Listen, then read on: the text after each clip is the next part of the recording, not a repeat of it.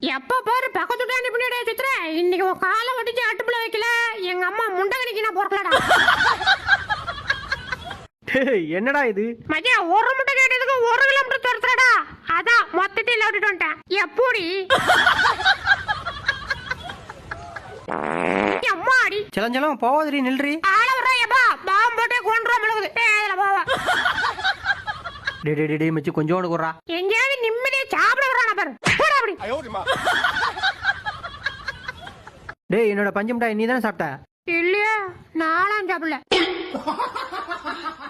டேய் அதுக்குலாம் சரிப்பட்டு வர மாட்டான்டா. வருவான்டா. டேய் சொன்னா கேட்டா வர மாட்டான்டா. டேய் வருவான்டா. டேய் நான் எதுக்குடா சரிப்பட்டு வர மாட்டேன் சொல்லுங்கடா.